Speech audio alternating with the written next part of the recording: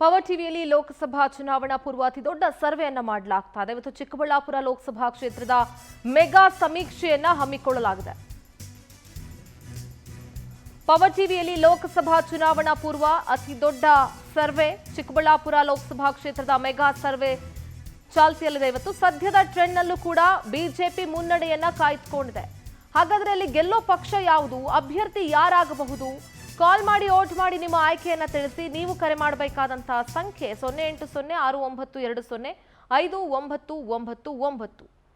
Power TV election ಸೆಂಟರ್ನಿಂದ ನನ್ನ colleague Rajani ನೇರ ಸಂಪರ್ಕದಲ್ಲಿ ಜಾಯ್ನ್ ಆಗ್ತಾ ಇದ್ದಾರೆ. ರಜನಿ, ಚಿಕ್ಕಬಳ್ಳಾಪುರ ಲೋಕಸಭಾ ಕ್ಷೇತ್ರ ಕೂಡ ಈ ಬಾರಿ ಹೈ ವೋಲ್ಟೇಜ್ ಲೋಕಸಭಾ ಕ್ಷೇತ್ರ ಆಗ್ತಾ ಇದೆ. ಹಾಗೆ ನೋಡೋದಾದ್ರೆ 28 ಕ್ಷೇತ್ರಗಳು ಕೂಡ ಈ ಬಾರಿ ಹೈ ವೋಲ್ಟೇಜ್ ಕ್ಷೇತ್ರಗಳಾಗ್ತಾ ಇದೆ. ಚಿಕ್ಕಬಳ್ಳಾಪುರದಲ್ಲೂ ಕೂಡ ಸಾಕಷ್ಟು ಟಫ್ ಫೈಟ್ ಇದೆ. ಬಿಜೆಪಿ ಇರಬಹುದು, ಯಾಕಂದ್ರೆ ಕಾಂಗ್ರೆಸ್ ಇರಬಹುದು, ಆಕಾಂಕ್ಷಿಗಳ ಸಂಖ್ಯೆ ಜಾಸ್ತಿ ಇದೆ.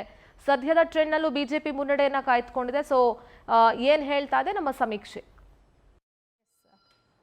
ಹೇಳಿದಾಗೆ ಬಿಜೆಪಿ ಹಾಗೂ ಕಾಂಗ್ರೆಸ್ ಮಧ್ಯೆ ಅಂದರೆ ಈ ಮೈತ್ರಿ ಪಕ್ಷ ಏನಿದೆ, ಮೈತ್ರಿ ಬಿಜೆಪಿ ಹಾಗೂ JDS ಮೈತ್ರಿ ಜೊತೆಗೆ ಕಾಂಗ್ರೆಸ್ನ ನಡುವೆ ನೇರವಾದಂತಹ ಪೈಪೋಟಿಯನ್ನು ಈ ಬಾರಿ ನೀವು ಹೇಳಿದಾಗೆ ಈ 28 ಕ್ಷೇತ್ರಗಳಲ್ಲೂ ಕೂಡ ಈ ಬಾರಿ ನಿರೀಕ್ಷೆ ಮಾಡಬಹುದು. ಅದರಲ್ಲೂ ಕೂಡ ಇವತ್ತು ನಡೆಸ್ತಾ ಇರುವಂತಹ ಚಿಕ್ಕಬಳ್ಳಾಪುರ ಲೋಕಸಭಾ ಕ್ಷೇತ್ರದಲ್ಲಿ ಭರ್ಜರಿಯಾಗಿ ಅಲ್ಲಿನ ಮತದಾರರು ಕರೆ ಮುಖಾಂತರ ತಮ್ಮ ಕ್ಷೇತ್ರಕ್ಕೆ ಅಭ್ಯರ್ಥಿ ಯಾರಾಗಬೇಕು ಅನ್ನುವಂಥ ನಿಟ್ಟಿನಲ್ಲಿ ಅಭಿಪ್ರಾಯವನ್ನು ತಿಳಿಸಿದ್ದಾರೆ. ಸದ್ಯ ಚಿಕ್ಕಬಳ್ಳಾಪುರ ಲೋಕಸಭಾ ಕ್ಷೇತ್ರದಲ್ಲಿ ಚಿಕ್ಕಬಳ್ಳಾಪುರ ವಿಧಾನಸಭಾ ಕ್ಷೇತ್ರದ ಮತದಾರರು ಈಗ ಕರೆ ಮಾಡ್ತಿದ್ದಾರೆ. 12:30ರಿಂದ 1:30ರವರೆಗೂ ಕೂಡ ಕರೆ ಮಾಡೋದಕ್ಕೆ ಅವರಿಗೆ ಅವಕಾಶ ಇತ್ತು.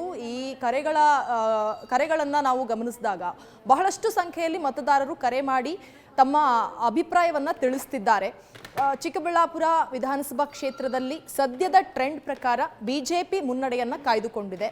ಹಾಗೆ ಹೇಳೋದಾದರೆ ಇದು ಪ್ರದೀಪ್ ಈಶ್ವರ್ ಅವರು, ಕಾಂಗ್ರೆಸ್ನ ಪ್ರದೀಪ್ ಈಶ್ವರ್ ಅವರ ವಿಧಾನಸಭಾ ಕ್ಷೇತ್ರ. ಆದರೂ ಕೂಡ ಅಲ್ಲಿ ಬಿಜೆಪಿ ಮುನ್ನಡೆಯನ್ನು ಪಡ್ಕೊಂಡಿದೆ ಅಂತಂದಾಗ ಅಲ್ಲಿ ಬಿಜೆಪಿ ಪ್ರಬಲವಾಗಿದೆ ಅನ್ನೋದನ್ನು ನಾವೀಗ ಗಮನಿಸ್ಬೋದು. ಇನ್ನು ಆಕಾಂಕ್ಷಿಗಳ ವಿಚಾರವನ್ನು ಹೇಳಿದ್ರಿ, ದೊಡ್ಡ ಮಟ್ಟದ ಆಕಾಂಕ್ಷಿಗಳು ಈ ಎರಡೂ ಪಕ್ಷದಲ್ಲೂ ಇದ್ದಾರೆ ಅಂತ. ಇನ್ನು ಆಕಾಂಕ್ಷಿಗಳ ವಿಚಾರಕ್ಕೆ ಬರೋದಾದ್ರೆ ಬಿಜೆಪಿಯಿಂದ ಕೂಡ 5 ಜನ ಆಕಾಂಕ್ಷಿಗಳಿದ್ದಾರೆ. ಜೊತೆಗೆ ಕಾಂಗ್ರೆಸ್ನಲ್ಲೂ ಕೂಡ ಪ್ರಬಲವಾಗಿ ಒಂದಿಬ್ಬರ ಹೆಸರು ಕೇಳಿ ಬರ್ತಾ ಇರುವಂತದ್ದು. ವೀರಪ್ಪ ಮೊಯ್ಲಿ ಅವರು ಇರ್ಬೋದು ಅಥವಾ ರಕ್ಷಾರಾಮಯ್ಯ ಅವರು ಇರ್ಬೋದು. ಹೀಗೆ ಪ್ರಬಲವಾದಂತಹ ಆಕಾಂಕ್ಷಿಗಳ ಪಟ್ಟಿನೇ ಇದೆ. ಕಾದು ನೋಡ್ಬೇಕು ಏನಾಗುತ್ತೆ ಅನ್ನೋದನ್ನ. ಧನ್ಯವಾದ ರಜನಿ ತಮ್ಮೆಲ್ಲ ಮಾಹಿತಿಗಾಗಿ.